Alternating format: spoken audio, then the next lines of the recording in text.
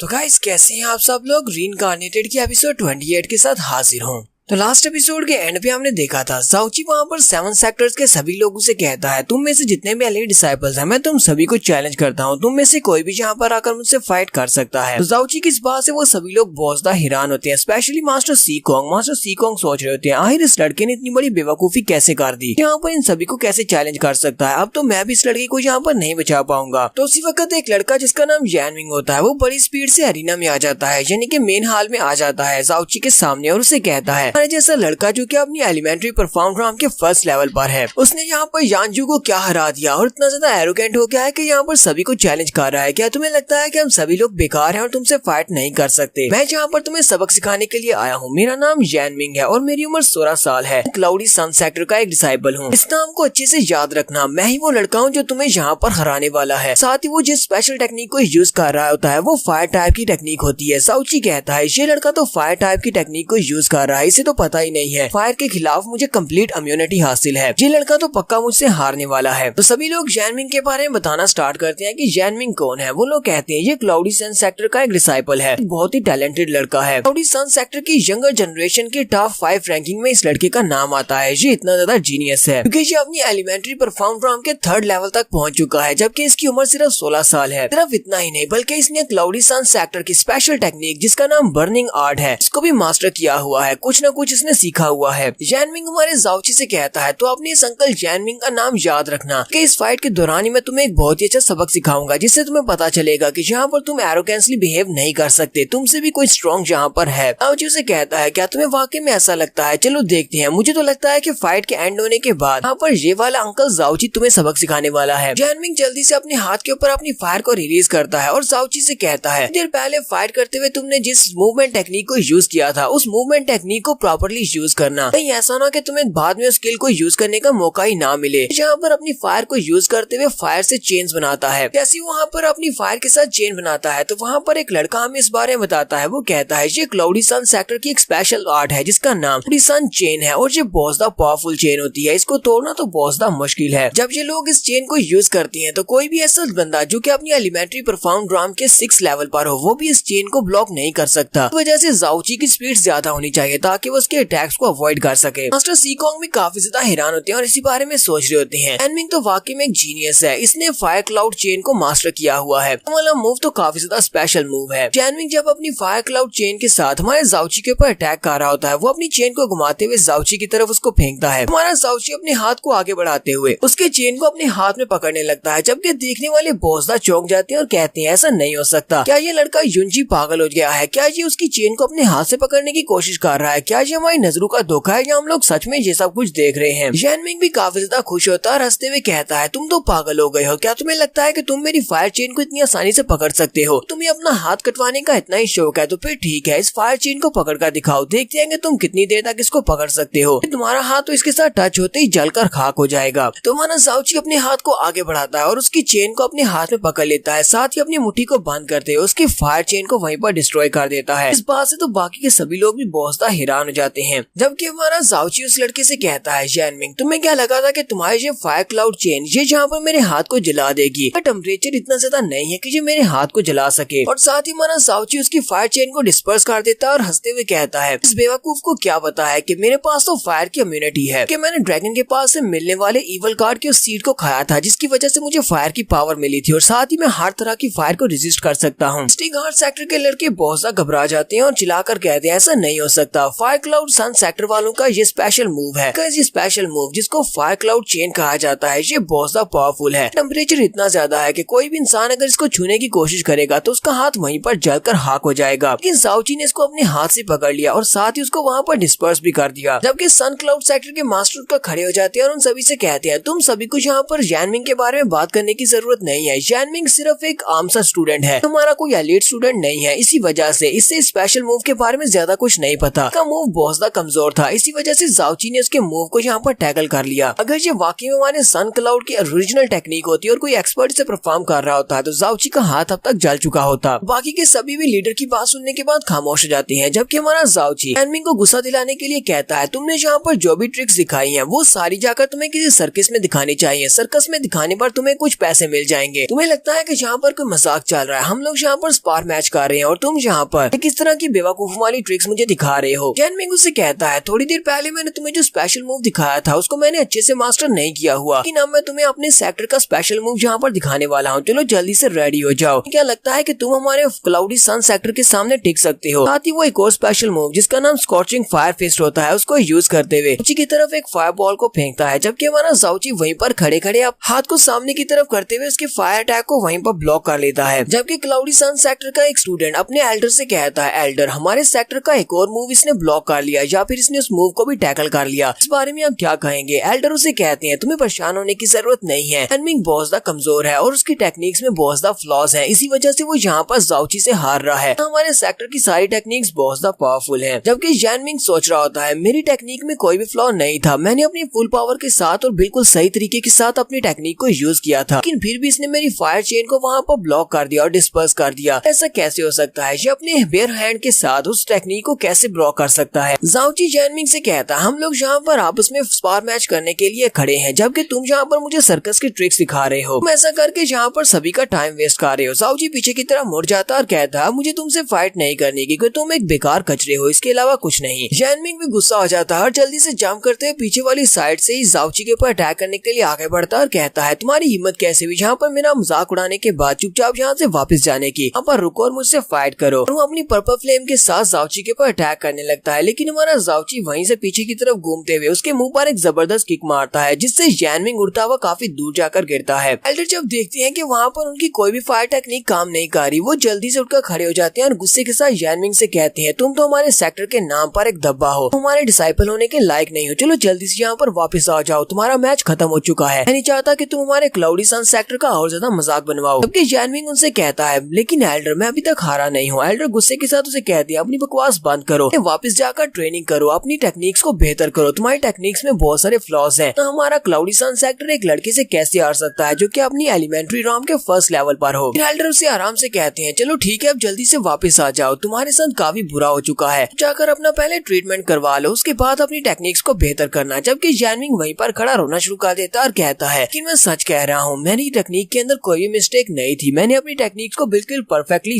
Use किया है, लेकिन यहाँ पर जो कुछ भी हुआ है उस सब का ताल्लुक इस लड़के के साथ है, इस लड़के के साथ कुछ ना कुछ मसला तो जरूर है। एनमिंग भी वहाँ पर सेंटर से वापस आ जाता है। हमारा जाओची काफी ज्यादा खुश होता है और उनसे कहता है, तो मैंने यहाँ पर 2 को हरा दिया है, अब तीसरा कौन है? चलो जल्दी से आ जाओ। तो देखने वाली बातें कर रही होती है कि इस लड़के की किस्मत तो काफी ज्यादा अच्छी है, अगर एनमिंग की टेक्निक्स में खराबी नहीं होती तो वो इस लड़के को आसानी से हरा सकता था। तो अफसोस की बात है फिर इस लड़के की किस्मत बहुत ज्यादा अच्छी है जो इसका मुकाबला एनमिंग जैसे कचरे के साथ हुआ। ये लड़का तो यहाँ पर कुछ ज्यादा ही एरोगेंट होता जा रहा है, इसे लगता है कि इसने यहाँ पर एनमिंग को फेयर एंड स्क्वेयर हराया है, लेकिन असल बात तो ये है कि उसकी टेक्निक्स उसका साथ नहीं दे रही थी। तो यहीं पर एक और लड़का अरीना में आता है और मिंग से कहता है, मेरा नाम फेंग गोंग है और मेरी उम्र 16 साल है, मैं स्टॉर्मी परफॉर्म सेक्टर से आया हूँ। तो फेंग जाओची से कहता है, वैसे तो मैं यहाँ पर तुमसे फाइट नहीं करना चाहता था क्योंकि तुम इस लायक नहीं हो कि तुम मुझसे फाइट कर सको, लेकिन अब जबकि तुमने यहाँ पर बहुत ज्यादा एरोगेंस दिखाई है, तुम्हारा एटीट्यूड तो आसमान को छू रहा है, इसी वजह से तुम्हें सबक सिखाने के लिए मुझे यहाँ पर आना पड़ा। तुमने यहाँ पर 2 फाइट्स को क्या जीत लिया कि तुम्हें लगता है कि तुम बहुत ज्यादा इंपॉर्टेंट हो गए हो या फिर तुमको बहुत ही टैलेंटेड और बड़े जीनियस हो। जबकि जाओची इस लड़के का मजाक उड़ाते हुए उसे कहता है, हाँ ठीक है, इस तरह की बातें तो पहले वालों ने भी की थी, इस तरह की बहुत सारी बातें सुनी है, अपनी बकवास बंद करो, अगर फाइट करनी है तो जल्दी से मेरे पर अटैक करो ताकि हम लोग इस फाइट को जल्दी से खत्म करके अगली फाइट को शुरू कर सकें। फेंग जल्दी से अपनी पावर्स को रिलीज करता है और जाओची से कहता है, अगर मैं यहाँ पर सिर्फ 10 मूव्स में तुम्हें उठाकर इस अरीना से बाहर नहीं फेंकता, आज के बाद मैं अपना नाम बदल दूंगा, आज के बाद मेरा नाम फेंग गोंग नहीं रहेगा। जबकि सुनने वाले सारे कहते हैं ये लड़का 10 मूव्स की बात कर रहा है, पर मुझे तो लगता है कि ये सिर्फ 5 ही मूव्स में इस लड़के को उठाकर बाहर फेंक देगा। जाओची इस लड़के के सामने नहीं टिक पाएगा कि एल्डर ब्रदर फेंग बहुत ही जल्दी एलिमेंट्री परफॉर्म ड्राम के 4th लेवल पर प्रमोट होने वाले हैं, क्योंकि इस वक्त ये एलिमेंट्री परफॉर्म ड्राम के 3rd लेवल की पीक पर है। फेंग जल्दी से वहाँ पर अपने सेक्टर के स्पेशल मूव को यूज करते हुए से कहता है, तो तुम्हारा नाम युनची है, मैं चाहता हूँ कि तुम इस स्पेशल स्किल का नाम हमेशा याद रखना, क्योंकि इसी स्पेशल स्किल की मदद से मैं तुम्हें यहाँ पर हराने वाला हूँ, और साथ ही तुम मेरा नाम भी याद रखना, क्योंकि आज के बाद अगर तुम जिंदा बचते हो तो मैं तुम्हारा सबसे बुरा सपना बन जाऊंगा। तो स्टॉर्मी परफाउंड पैलेस की स्पेशल स्किल का नाम स्टॉर्म ऑफ 9 फॉर्म्स होता है। वो वहाँ पर अपनी फर्स्ट फॉर्म को यूज करता है जिसका नाम फियर्स विंड फॉर्म होता है। वो हवा में ऊपर चला जाता है और वहीं से बाकी काफी सारी स्ट्राइक्स के साथ जाओची के ऊपर बार बार अटैक करता है। जाओची कहता है सामने की तरफ से बहुत सारी स्ट्राइक्स आ रही हैं और मैं इन सभी को एक साथ अवॉइड नहीं कर सकता। इन सभी से अगर मैं बच नहीं सकता तो मुझे इन सभी को हेड ऑन बर्दाश्त करना होगा। और वो जल्दी से आगे बढ़ता है और उन सारी की सारी हवा की स्लैशेस को अपनी बॉडी के साथ ब्लॉक करता है। लेकिन इस वजह से जाओची काफी ज्यादा जख्मी होता है, उसके मुंह से ब्लड निकल रहा होता है। जाओची कहता है मैं अभी भी अपनी एलिमेंट्री परफॉर्म राउंड के फर्स्ट लेवल पर हूँ और मेरी फिजिकल बॉडी इतनी स्ट्रॉन्ग नहीं है, इसलिए ये काम नहीं करेगा। मैं डायरेक्टली इसके सारे अटैक को ब्लॉक नहीं कर सकता, इसलिए मुझे यहाँ पर कोई ना कोई और रास्ता ढूंढना पड़ेगा। तो क्या हमारा जाओची इस लड़की को यहाँ पर हरा पाएगा? ये हमें नेक्स्ट एपिसोड में पता चलेगा। एपिसोड 28 का एंड करेंगे। एक्सप्लेनेशन अच्छी लगी हो तो कमेंट करके जरूर बताइएगा। चैनल को सब्सक्राइब कर दे, वीडियो को लाइक और शेयर कर दे। शुक्रिया।